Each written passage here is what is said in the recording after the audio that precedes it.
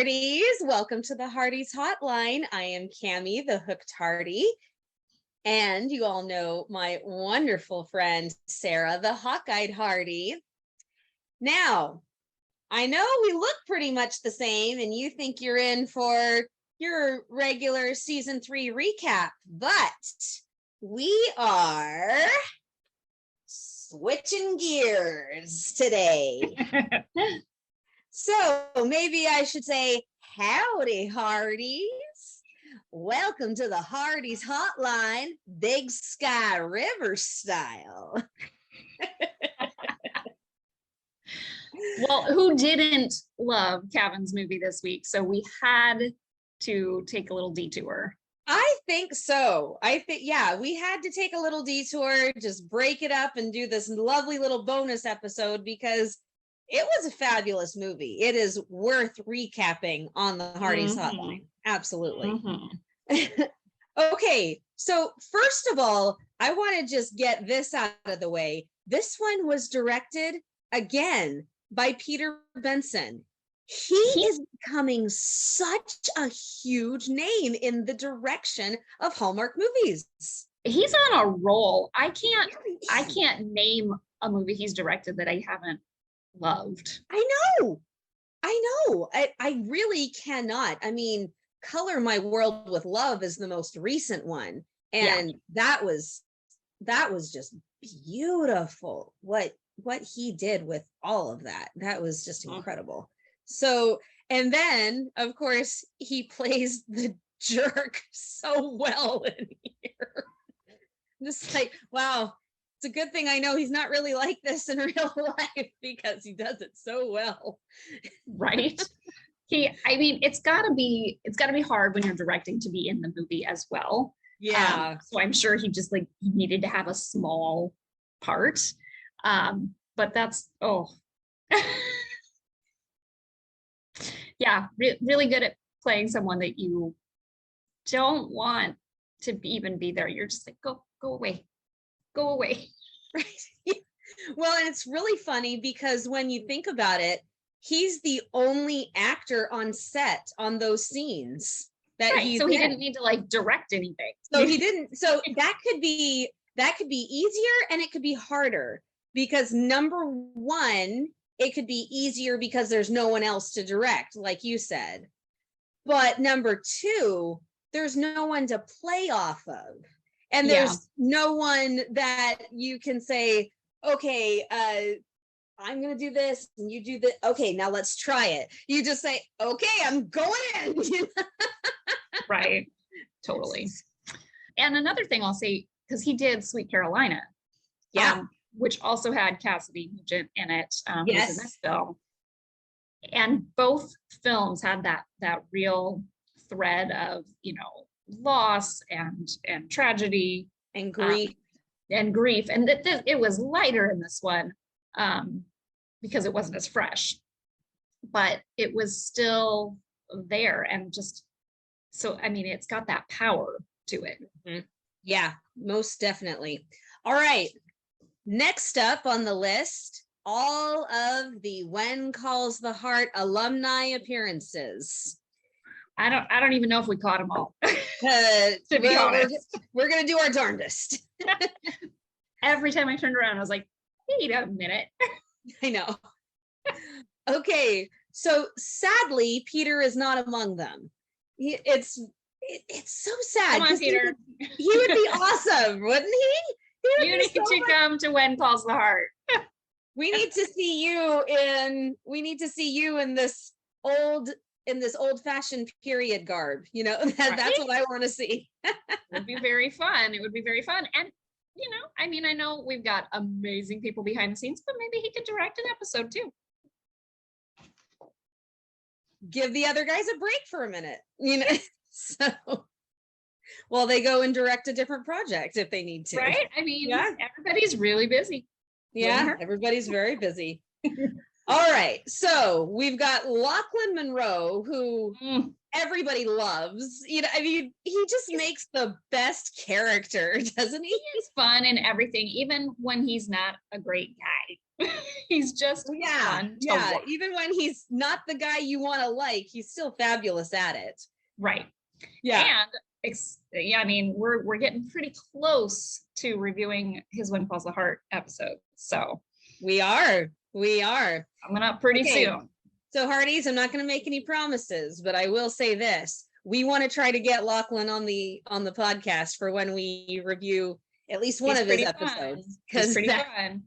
He's done so much too. He's done so many different things. Mysteries. Everywhere. Romance. I mean, he's all over the map in the Hallmark world too. But in When Calls the Heart, he plays a movie producer. So okay, then we got Michelle Harrison, who played Casey Elfman, the singer, which I thought the blend between her being a small town girl and a celebrity, I thought that was done so perfectly. It was beautiful, and loved the music. Yeah. It was so fun. Can we talk? Yeah, that was some great music. And Michelle really, I mean, I'm gonna say yes, duh, she's an actress, but she really carried herself well. You know, being normal, but still that very big confidence. The air that I've got a great voice and I know when to use it and I know when not to. And she didn't make a huge deal when Tara recognized her, but she didn't try to deny it either. You know, right. And really then she perfect blend. Had that balance too of, I'm gonna kind of use my pull here, like telling him to take care of her. Like, Leonard, you take care of her now. While not, again, not seeming conceited or. Yeah, Leonard was just like, okay, Casey. Gotcha. All right, so we've got Lachlan, we've got Michelle, and Cassidy Nugent herself. I know. I had to kind of do a double take on that one, but she was in the Christmas movie in season 5 when Hope Calls came through, when the orphanage wagon came through. Yeah, I feel bad because we're always talking so much about how adorable Millie is, but her really cute sister who tries to get her to talk is worth mentioning too, and that was Cassidy. Yeah, and in one of her earlier roles. Yeah, it is one of her earlier roles. Like Sarah said, it took us both a minute. Wait a minute. Who? Where? She was, and then, I mean, once we saw it, we're like, oh, that was such a powerful role, really. I know. Everybody, I mean, the Christmas movie was, really, everybody was really excited about some other things going on in that movie, but that wasn't the main focus for a lot of Hearties at the time. Well, and everybody was also excited about When Hope Calls starting up and all that. Yeah, so there was so much excitement with that. So, yeah. And I remember at the time, of course, thinking that we hoped we'd see those sisters again, Millie and we didn't because of timing and everything when they finally filmed the show. But yeah, really, really great role. And then I feel like I'm missing somebody. I said Lachlan, I said Michelle, I said Cassidy. Help me out. Who am I forgetting here? Somebody wore a hat a lot, maybe? There were a lot of hats in this movie. I already said Lachlan. Oh, yeah. We could never forget Mr. Kavan Smith. Okay, so she took a deep breath. I took a deep breath. I will be first to admit I was a little thrown when they announced the movie. It's like, Kavan as a cowboy? Kavan's gonna be a real true cowboy. And it's not because I don't think he can do it. But his character on When Calls the Heart is very buttoned up and very formal. And he's always wearing a fancy suit and everything. Like, you don't see him dressed down. And it's kind of funny because when Chris McNally joined the show and was very buttoned up and everything, that was some people's primary that were like, oh, he's so buttoned up all the time, we want to see him relax. And we have now over the season seen him relax. We really haven't seen Lee dressed down other than when he's like dressed for bed. Yeah, or wearing a dressing gown around the house. Right, like he doesn't dress down and go outside and chop wood. No, he doesn't. Or anything. I think the most Which is dressed down. Yeah, I think the most dressed down we've ever seen him is his sleeves rolled up and his jacket off. He kind of like Oliver in Signed, Sealed, Delivered in that manner, isn't he? Right. There's just, so because of that, I just had a harder time picturing Kavan in this more outdoorsy role.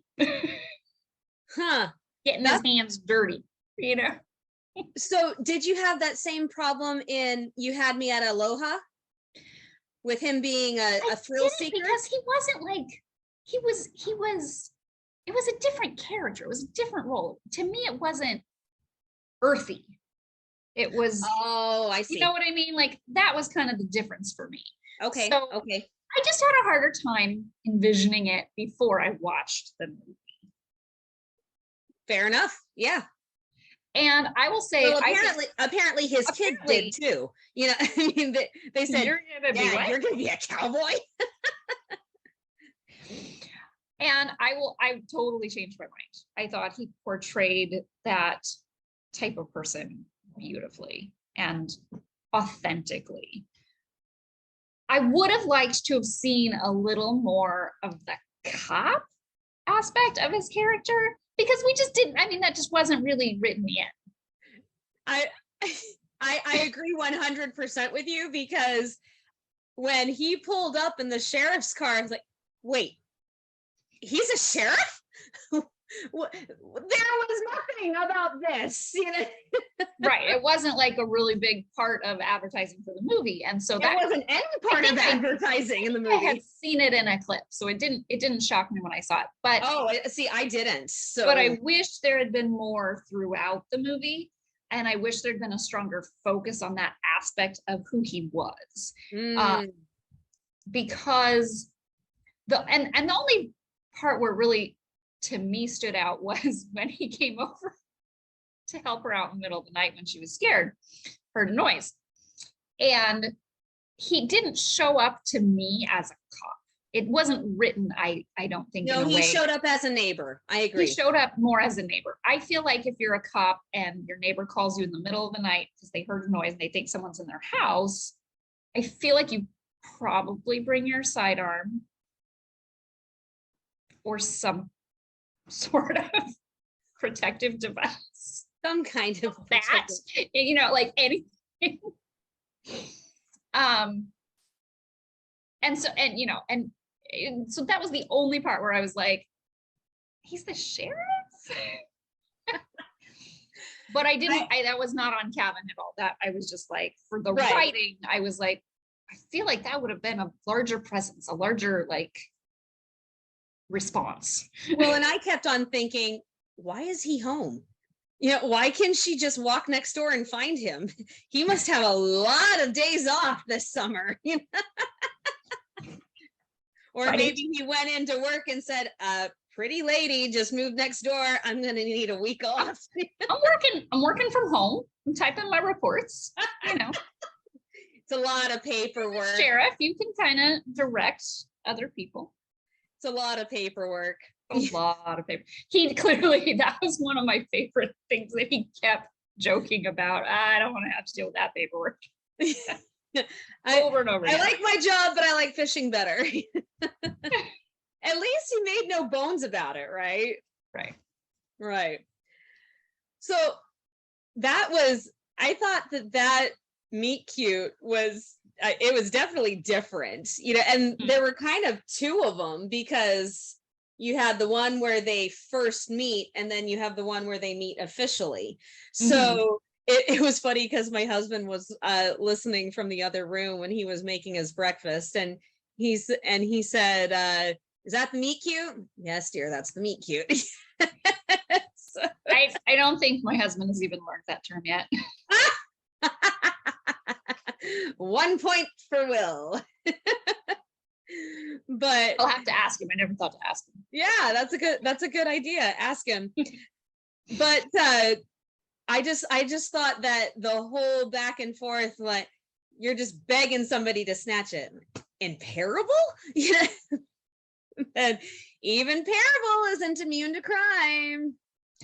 Yeah. Well, I mean, I thought it was going to get stolen. Like before he pulled up, that you could clearly see her place it on there. And I was like, oh, something's going to happen to the purse. I'll tell you what I thought her bags were going to get stolen out of her car. Oh. When she goes into the rental with Joanna. I mean, granted, they're out and there's not a whole lot of people, and there's a lot of space, but with the whole even Parable isn't immune to crime, and then she just leaves the bags in the car and says, I'll get them later. I was like, oh, they're going to disappear. They're going to disappear, but they didn't. Yeah. So. I want to draw attention. Their banter was adorable. So cute. And it was nice because it wasn't to the point of really being irritated with each other. It was like comfortable, flirty banter. Like, we just met. We're talking. Yeah. It was not uncomfortable at any point. It was not like, I'm getting really frustrated with you. It was really just getting to know each other and being fun. Like they had a really good sense of humor. And then I really, really liked how Boone didn't recognize her completely, but knew that she was familiar because she had the sunglasses on, she had different clothes on and all that.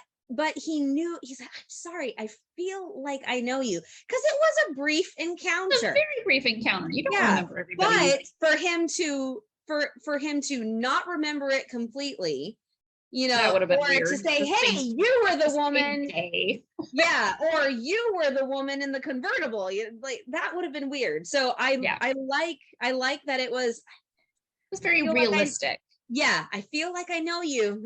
Convertible. He's like, yes, I remember. When honestly, because it's funny, she seemed to recognize him a little sooner, which is funny because he's the one I would have thought that would have been harder to place since he was in uniform and in a police car. I could see that being harder to like place immediately when you're in a completely different atmosphere. I guess that's true. My only guess would be because she saw him call his boys in for dinner. She probably already had time to kind of she had time to kind of put that together, and then he just added a baseball cap, and so that's my guess. I don't know. I could be wrong. Yeah. So let's go to Tara for a second. So she has one last ride in New York with her daughter Erin. Okay. Did you totally freaked out at that, didn't you? Well, from the get-go, I was just like, oh, this is different. It's not the same old story that we've seen a million times. It was a totally new concept of family dynamic, situation. I didn't know what to do with it. And I think that's what made it so intriguing and engaging, is that it was totally something you didn't see coming and you didn't really think about, and you didn't really know what should happen, because you're kind of like, oh, wow, how awkward. Like, well, the big thing with me was it did not even occur to me that she wasn't her real mother. Right. I did think that they were nothing alike, in looks. Yeah. I was like, I don't see it, Right.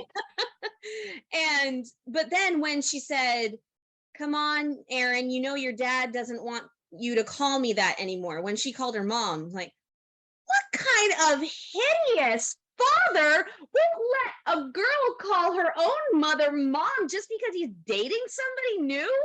What a jerk. A colossal jerk. Now, then it was explained, but it wasn't explained until halfway through the movie or very close to halfway. And so I was like, oh, but for that to be one of the first lines of the movie and then it's not explained until way, way, way later. I mean, I figured that she wasn't her biological mother at that point when she said that. I did not. But I didn't know, I mean, you don't figure out those circumstances. You don't get a confirmation of everything.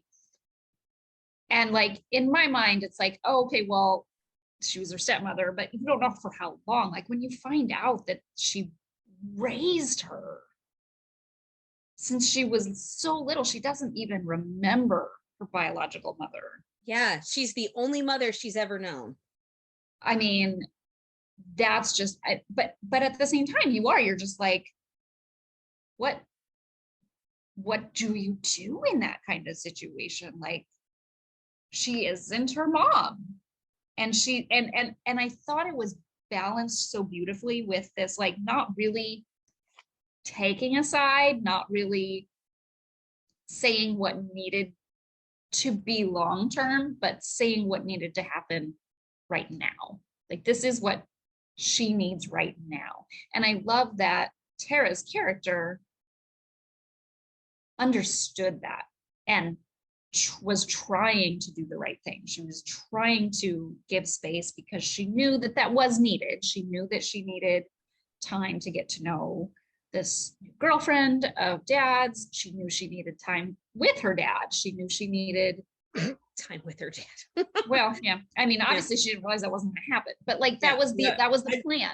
She was going to go away for the summer and give them space and let this happen. Let there be some growth, since the divorce had been finalized. And it killed her to be away from Aaron, because just as much as Aaron has only known her as a mother, she has raised her. This is her daughter.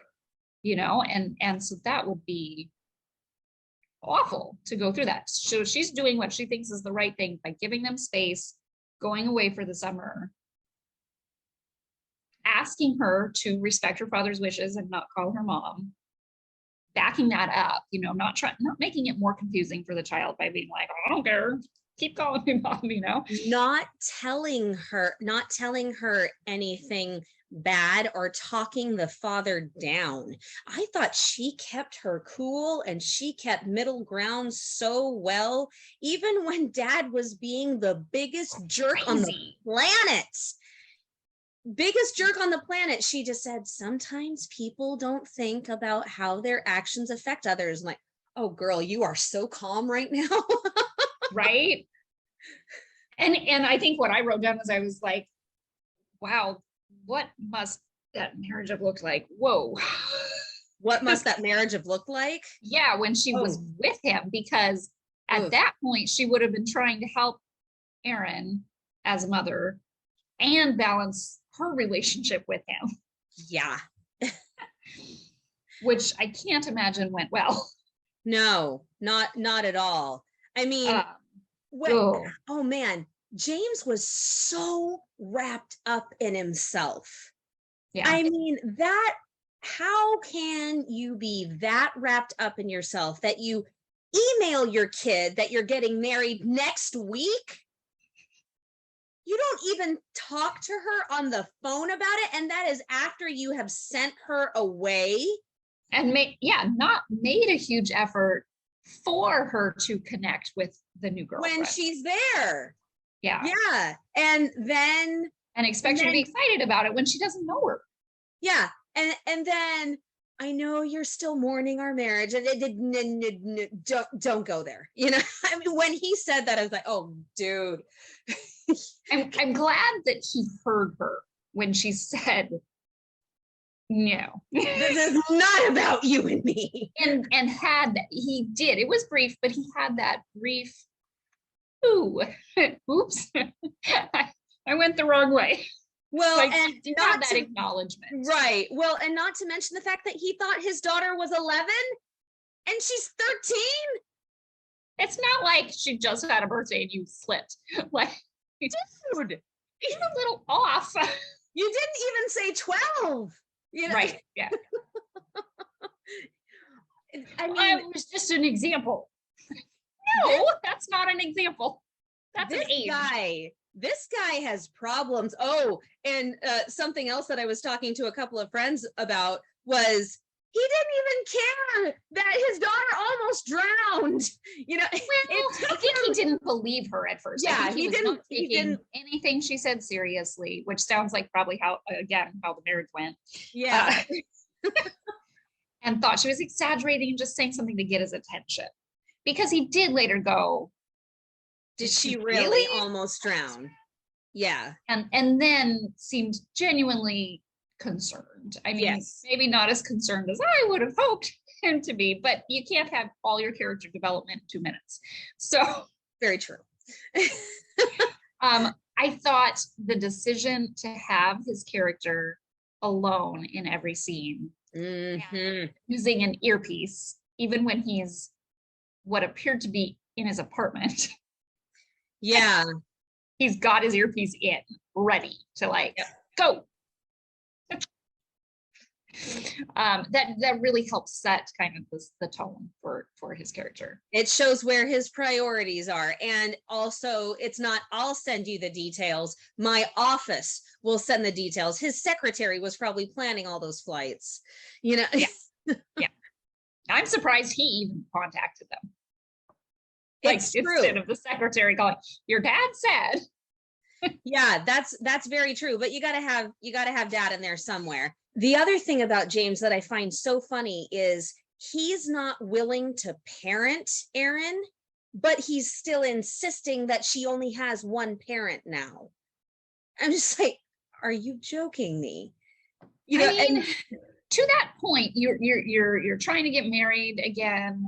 You want to have your life. I mean, I can see where his mind went, but it wasn't practical. You have to acknowledge that this is what your child knows. So even if it can't remain that way long term, you know, I'm really glad that he was acknowledging that they're still a part of each other's lives. Now, granted, he was using her this summer as a way to get rid of his child.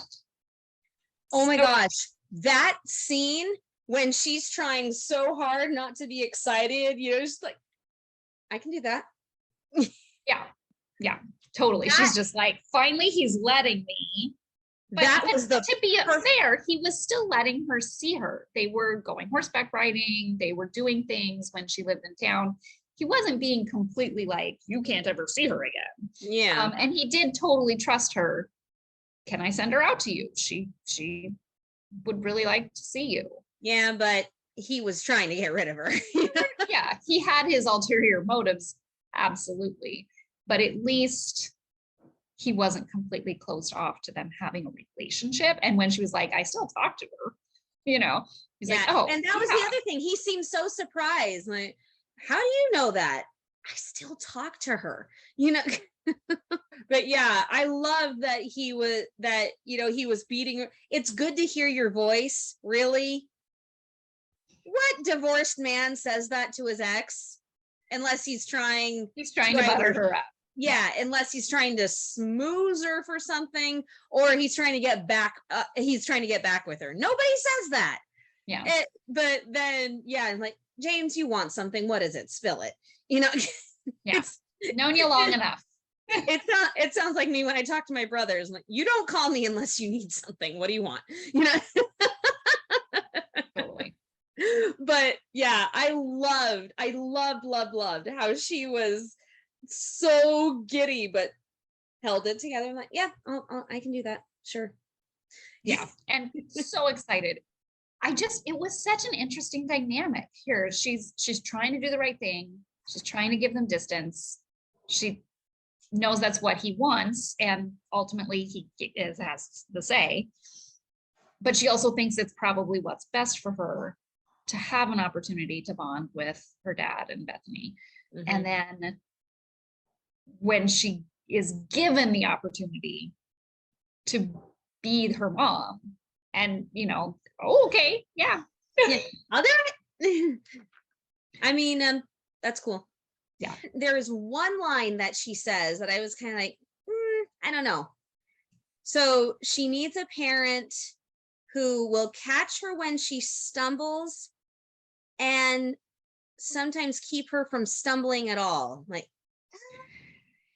I mean, I think the point of that comment was not so many times, I think. Was being aware of what's even happening.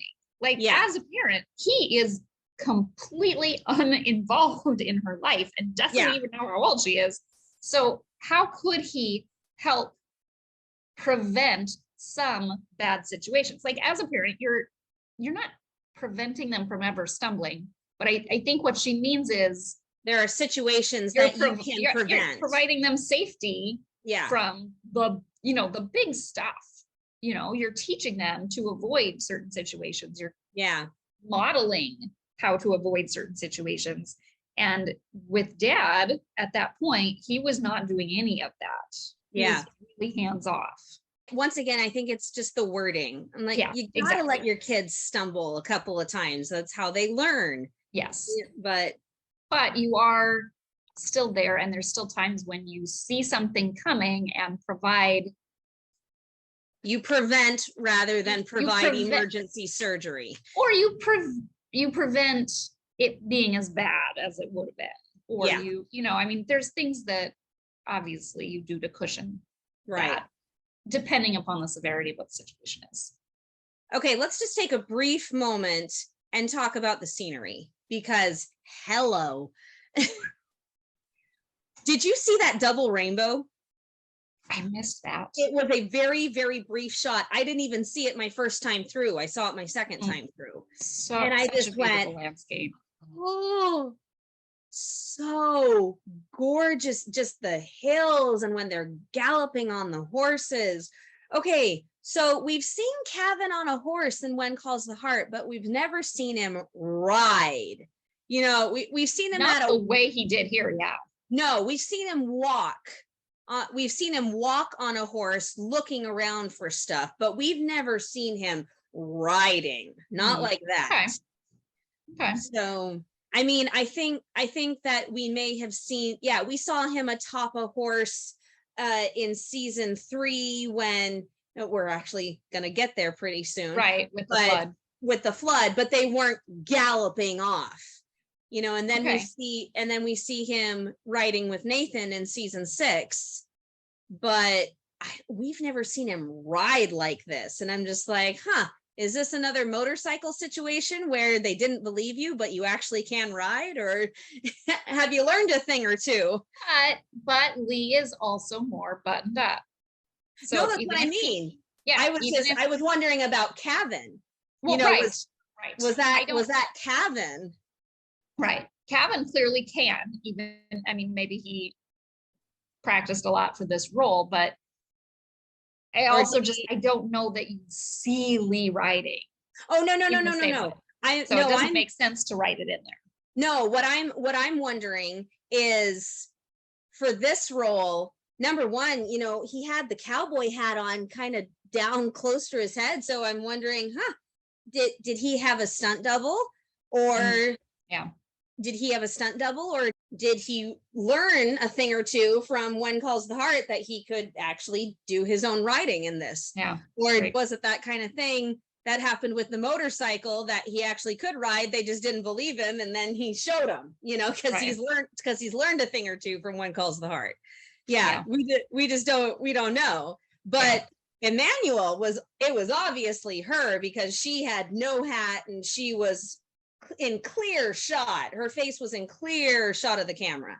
Yeah. So I also want to draw attention. I don't want to like give away the end because we're not quite there yet, but Kavan had some great expressions and some great just drama in the end. And I was really impressed with just like, I mean, he was running looking for Erin when they couldn't find her. He was like stumbling down the ravine to, you know, to try to get to the boat that they saw crashed. Like the contrast between him, not in any way her parent figure at all, and her real dad. Let's just talk about that for a second. Right. Okay, moving on. Go ahead. But I mean, he was just scrambling down. He was yelling in panic. Like, I mean, I was just very much caught up in how realistic this seemed. Granted, he didn't know her super well, but he's a sheriff. He, you know, he knows how to search for people, probably. Yes. He is a parent. He is a parent. And he is a parent of kids that know her really well. So, and his kids are there with him, which is like heightens everything. Mm-hmm. And then she's obviously the child of this woman you really have feelings for. So there's a lot of levels. There's a lot of levels to this. And he was the appropriate level freaked out. And I mean, he started ripping his jacket off to jump in the water. He was just ready to dive in. Yeah. And do what needed to be done. There were so many just aspects of that, just nuances that Kavan did just so amazingly. Yeah. Yeah, it's so true. And with such a unique parent relationship, like we were talking about, I thought that they handled that so beautifully, because, you know, he even said, I'm going to pass you off to your mother. Yeah.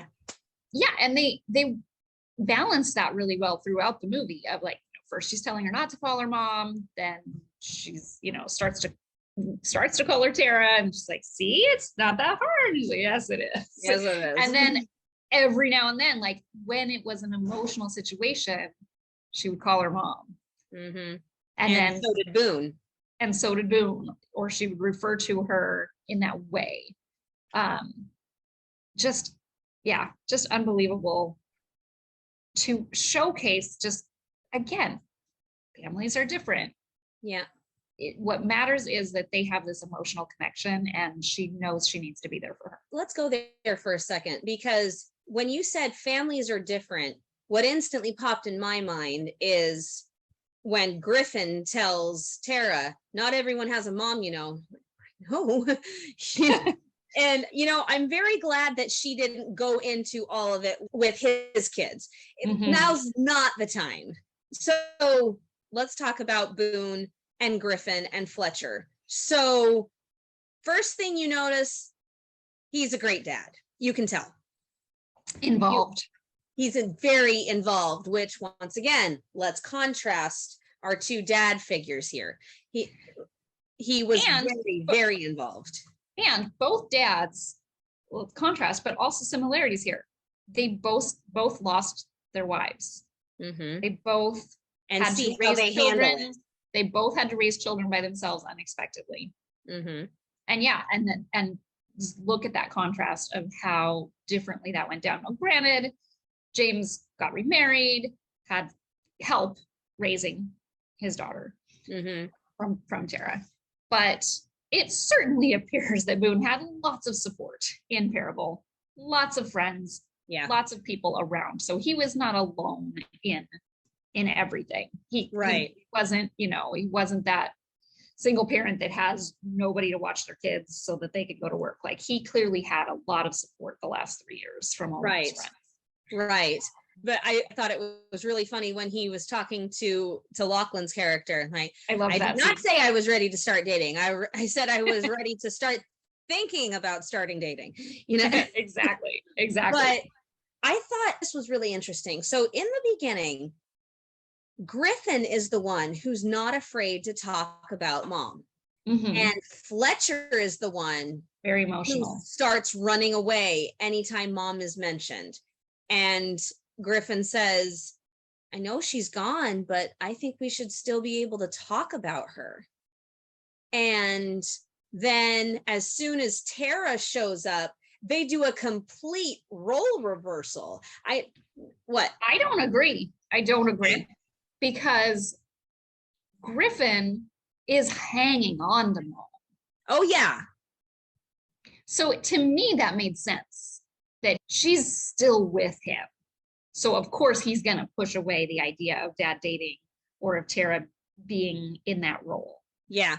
Whereas Fletcher is a lot younger, probably doesn't remember mom very well, and doesn't want to think about the fact that he lost his mom. Like, to him, he's blocking that part out. I don't want to talk about it. I don't want to think about it. So when a new but here's somebody else, up, this will push that away. This will push that away, and we can just be a happy family over here.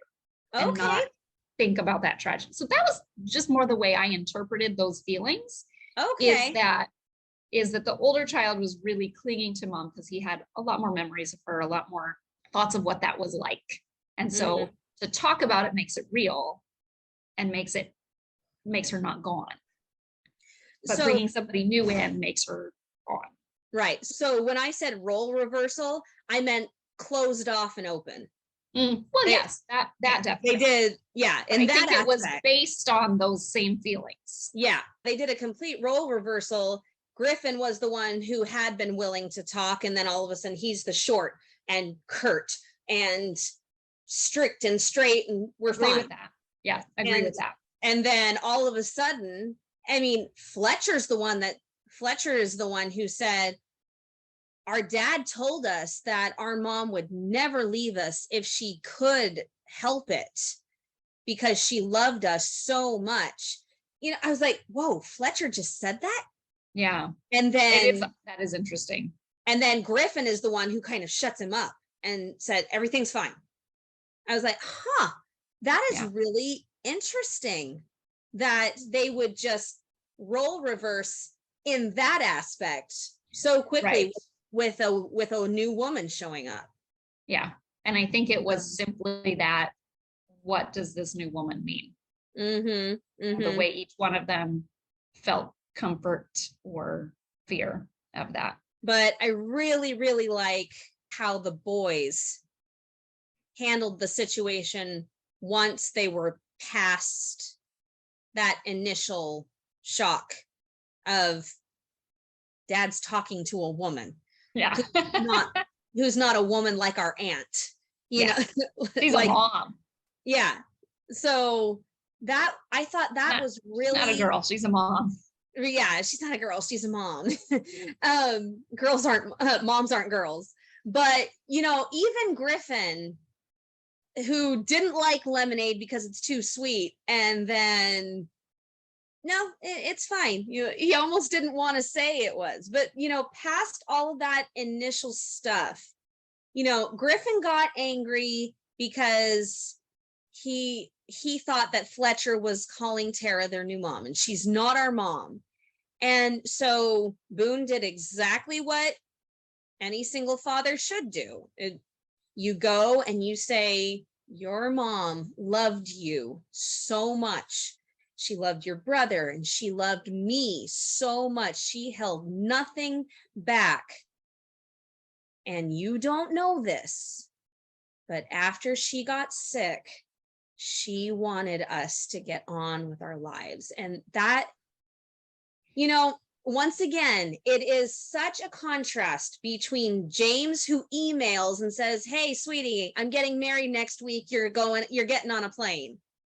And then you have Boone, who sits down and says, and cries with him.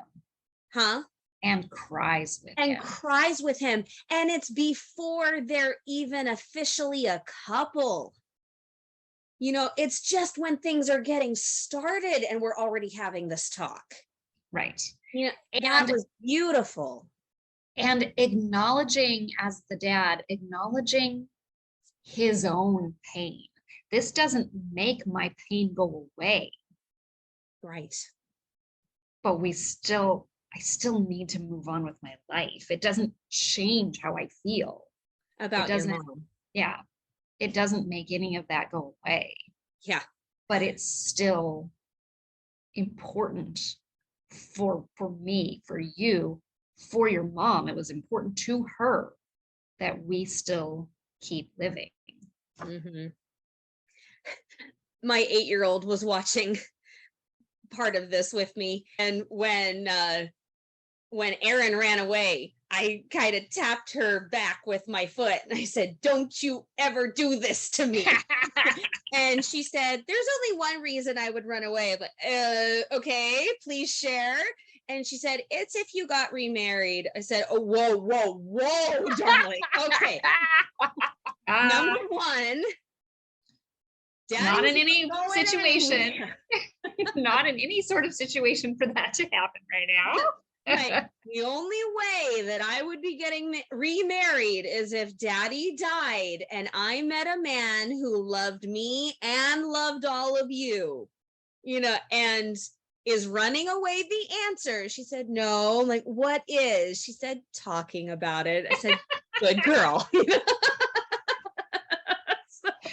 Oh my goodness. Crisis averted. And we're starting to talk about it. And then I said, "This is even something to have."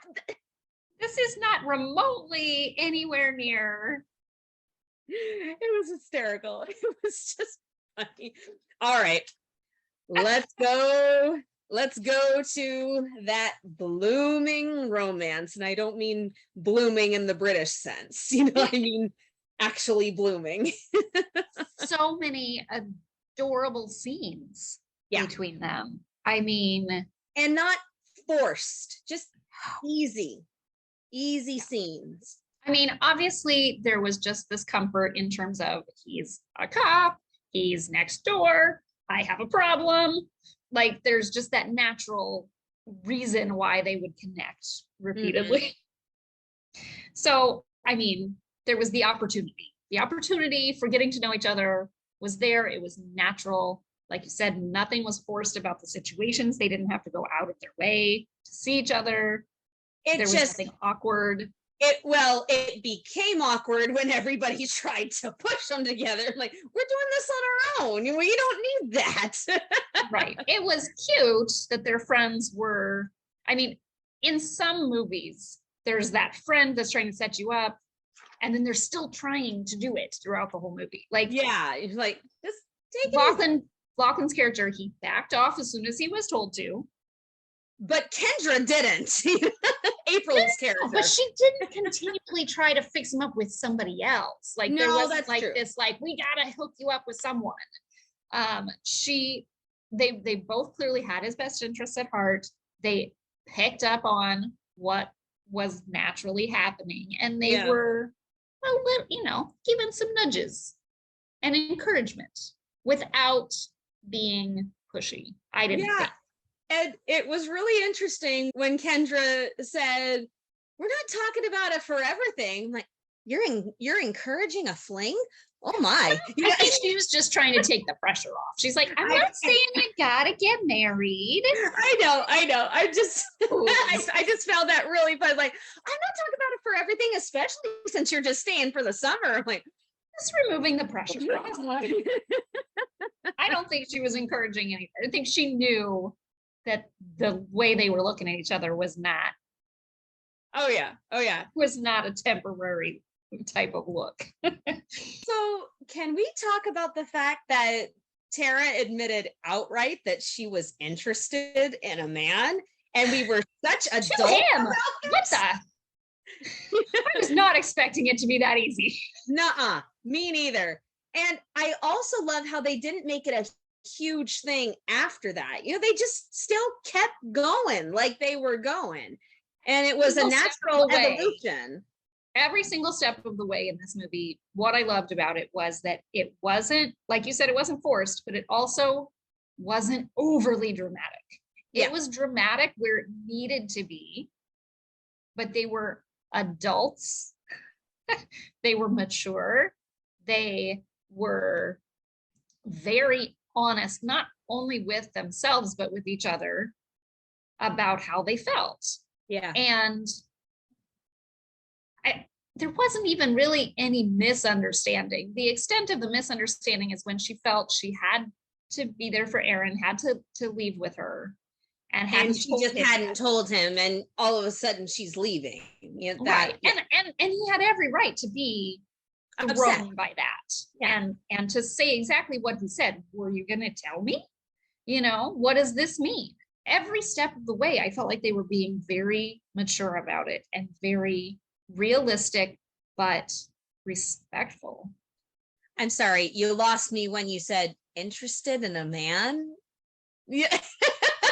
I love that line. But I mean, even when she said that, she didn't get embarrassed. No. I would have, if I'd said that, I would have been like, oh crap, I said that out loud. Like she said it out loud on purpose. And she was fine with it.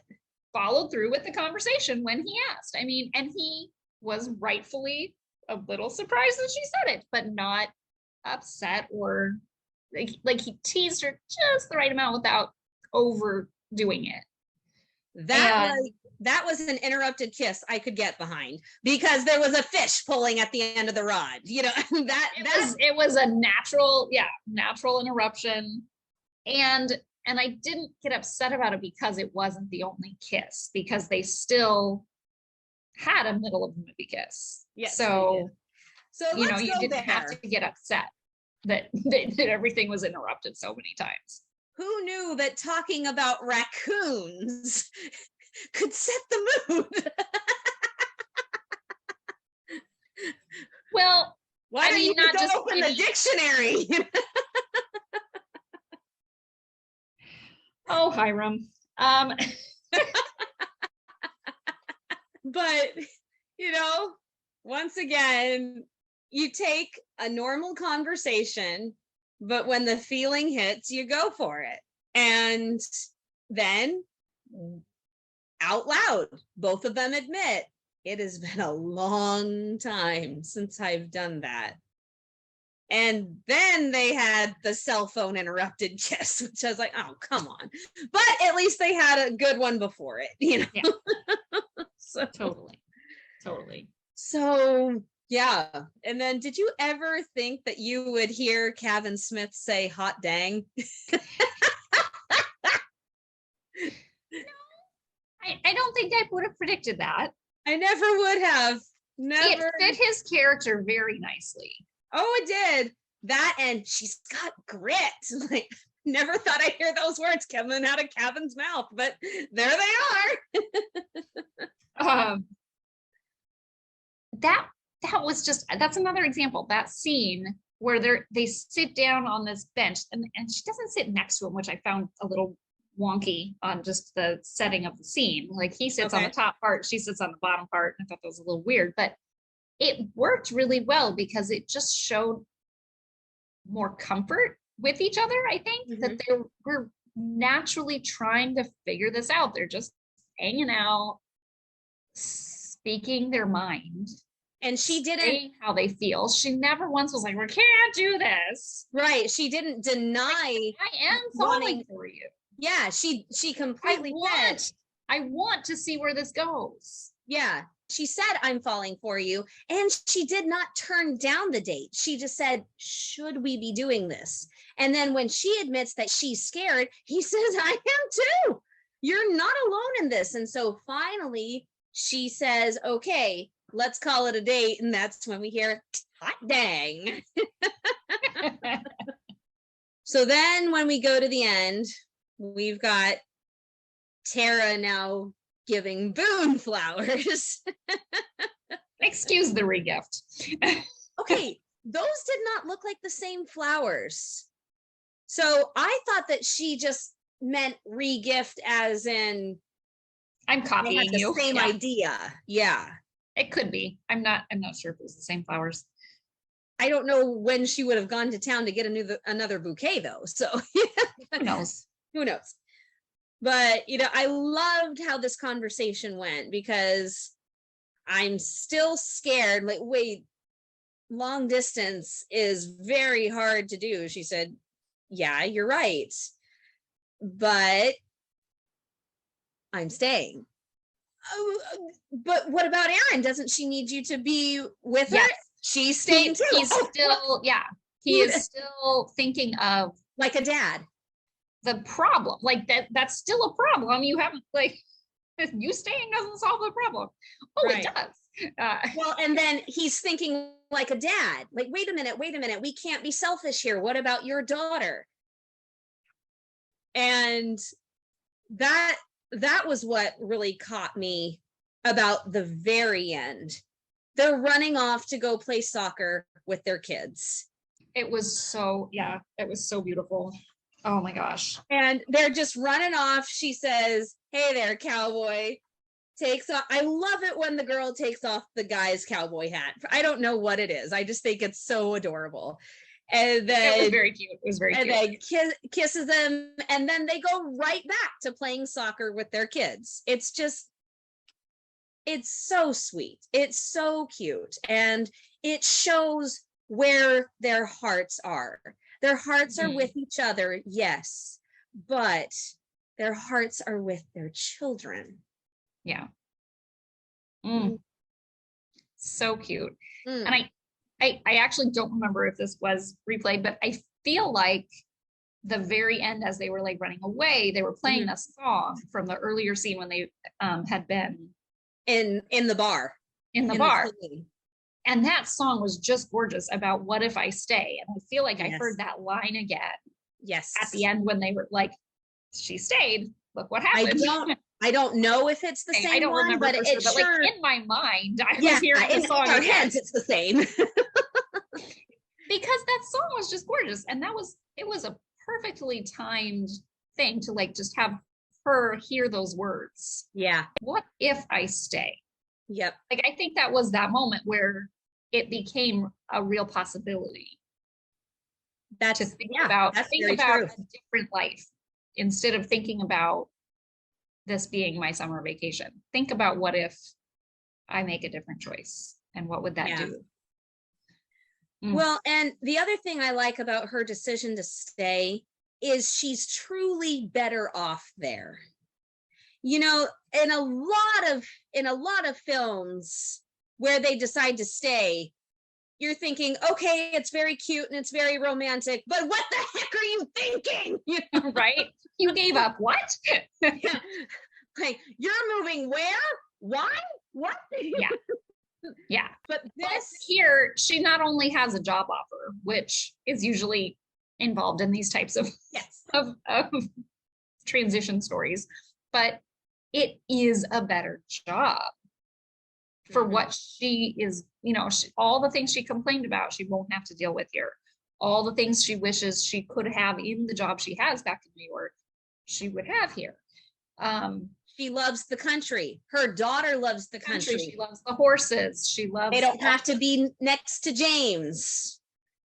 And really, the only thing I think that truly closed her off from that idea before was that Aaron was in New York.